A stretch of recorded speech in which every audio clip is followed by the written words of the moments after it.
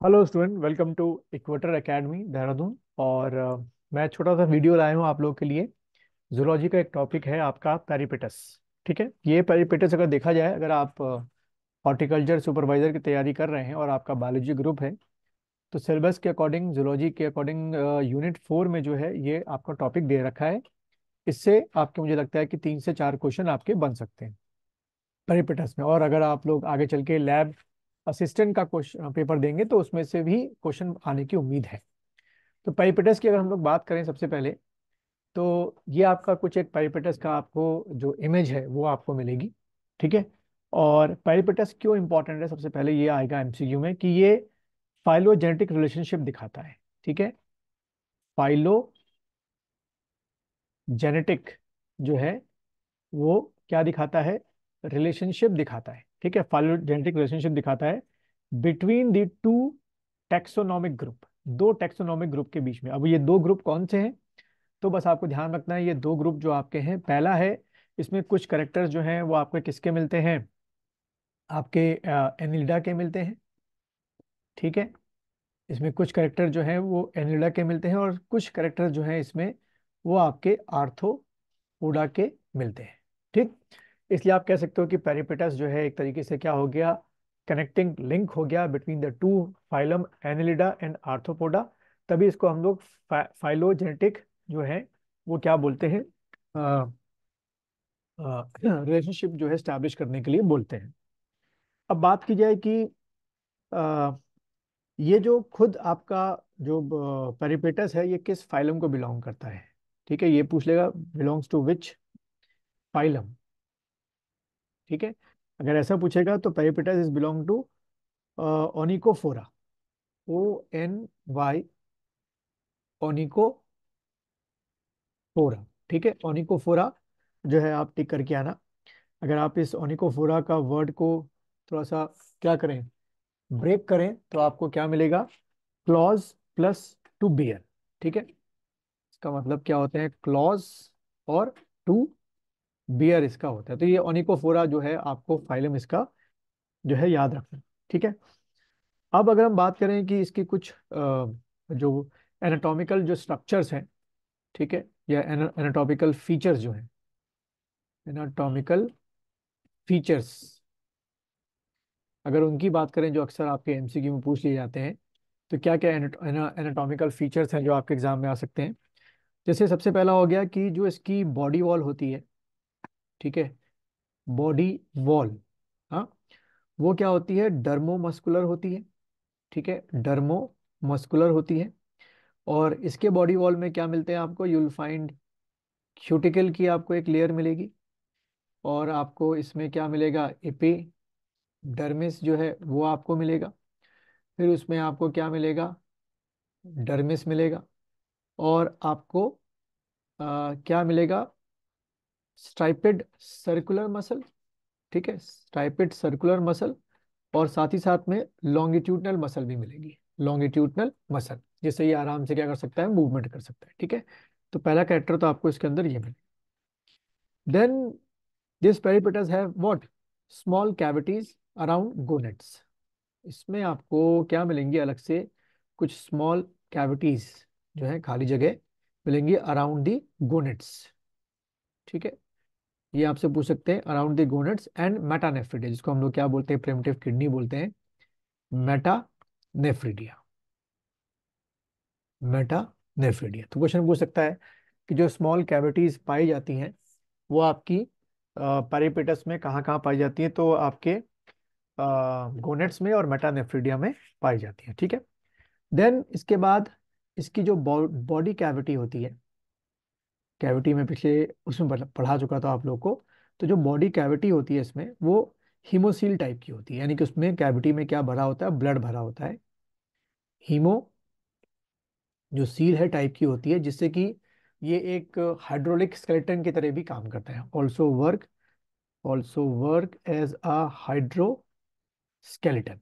ठीक है, भूलना नहीं। तो हीमोसील में कैविटी में क्या भरा होगा, आपका ब्लड जो है वो भरा होगा, और वो ब्लड के प्रेशर से ये इंटरनली हाइड्रोस्केलेटन की तरह काम करता है। साथ ही साथ ये जो हीमोसील होती है, ट्रांसपोर्टेशन ऑफ जो न्यूट्रिशन होता है, जो और भी हार्मोन्स होते हैं बॉडी में, वो भी हीमोस्टील करता है, क्योंकि ब्लड भरा होता है पूरी बॉडी में, सर्कुलेट आपका होता है। ठीक है, ये एक चीज आपको ध्यान में रखिए। फिर आपके पेरिपेटस में आपको क्या मिलता है? A pair of slime glands. ठीक है, बड़ा इंपॉर्टेंट स्ट्रक्चर है। पेयर ऑफ स्लाइम ग्लैंड्स आपको इसमें मिलती हैं, जो कि एज अ एडिसिव एक तरीके से कह सकते हो सेक्रेट करता है, लिक्विड सेक्रेट करता है, जिससे कि जो प्रे होता है वो इस लिक्विड में, जो चिपचिपा लिक्विड होता है उसमें फंस जाता है और बड़े आराम से ये जो पेरिपेटस है उसको खा सकता है। ठीक है, उसके बाद हम बात करें कि इसमें जो एलिमेंट्री कैनाल होती है, एलिमेंट्री कैनाल। ठीक है, तो एलिमेंट्री कैनाल में आपको बाकायदा क्या मिलेगा? आपको माउथ मिलेगा, जैसे कि यहाँ पे आपको दिख रहा है। माउथ मिलेगा आपको, बाकायदा टंग मिलेगा उसके अंदर, माउथ के अंदर। ठीक है, you will find tongue, you will find muscular pharynx, you will find salivary glands, you will find stomach and intestine, and plus आपका सबसे आखिरी में रेक्टम। तो पूरा एक अच्छा खासा सिस्टम जो है उस वो आपको इसकी एलिमेंट्री कैनाल में मिलता है। देन बात की जाती है रेस्पिरेशन की या रेस्पिरेटरी ऑर्गन की। ठीक है, रेस्पिरेटरी ऑर्गन अगर पूछे एग्जाम में एमसीक्यू में कि रेस्पिरेटरी ऑर्गन क्या होता है, तो इसमें जो रेस्पिरेटरी ऑर्गन होता है वो अनब्रांच ट्रैकिया होता है। ठीक है, अनब्रांच ट्रैकिया, भूलना नहीं है, एमसीक्यू में आ सकता है कि पेरिपेटस जो है रेस्पिरेशन किससे करता है, तो अनब्रांच ट्रैकिया से करता है। ठीक है, और अगर बात की जाए कि इसमें पेरिपेटस में जो एक्सक्रीटरी ऑर्गन होता है, ठीक है, वो क्या होता है, देन आप टिक करोगे coxal gland. Coxal gland, gland is the excretory organ in peripatus. ठीक है, देन इनमें अगर हम बात करें ये ब्लड सर्कुलेशन में, तो इनमें ट्यूबुलर, ठीक है, ट्यूबुलर कॉन्ट्रेक्टाइल हार्ट होता है। ठीक है, कॉन्ट्रेक्टाइल हार्ट भूलना नहीं, ट्यूबुलर कॉन्ट्रेक्टाइल हार्ट होता है, light with in pericardial cavity. और ये हार्ट कहाँ पर होता है? इनके पेरिकार्डियल कैविटी। ठीक है, तो कोई भी आपसे एमसीक्यू क्वेश्चन बन सकता है कि इनके हार्ट का शेप बताओ, तो ट्यूबुलर कॉन्ट्रेक्टाइल हार्ट होता है, और लोकेशन क्या होगी, तो पेरिकार्डियल कैविटी में जो इनका हार्ट होता है विद इन दी रखा होता है। नर्वस सिस्टम जो है थोड़ा सा धीरे धीरे एडवांस लेवल से होता है, सुप्राफेरेंजियल गैंजियल नर्वस सिस्टम इनमें होता है। साथ में अगर हम बात करें सेंसरी ऑर्गन की, सेंसरी ऑर्गन की अगर हम लोग बात करें, तो इनमें क्या होती है भाई, पेयर ऑफ आपकी क्या होती हैं, आईज होती हैं। ठीक है, और आपके क्या होते हैं, एंटीना होते हैं। ठीक है, एंटीना इसमें होते हैं। टेस्ट स्पाइंस इनमें होती हैं, टेस्ट स्पाइंस जो हैं वो इनमें होती हैं। ठीक है, और प्री ओरल कैविटी भी इनमें होती है, प्री ओरल कैविटी वो भी इनमें आपको मिलेगी, प्री ओरल कैविटी। और आपके टेक्टाइल स्पाइंस भी होते हैं, टेक्टाइल टेक्टाइल स्पाइंस भी इनमें पाए जाते हैं। ठीक है, देन अगर हम बात करें कि रिप्रोडक्टिव ऑर्गन की, ठीक है, रिप्रोडक्टिव ऑर्गन की। ठीक है, तो अगर फीमेल की बात की जाए, तो female reproductive organ include a pair of ovary, अच्छी खासी पेयर ऑफ क्या होती है आपकी, ओवरीज होती हैं। फिर पेयर ऑफ क्या होगा इसी के साथ, आपका ओवी डक्ट्स आपका होता है, और आपका बीडेड यूट्री होती है। ठीक है, ये बेडेड यूट्री होती है। जो आप जैसे साइंस वाले स्टूडेंट हैं पता चल गया होगा बेडेड यूट्री क्या हो गई।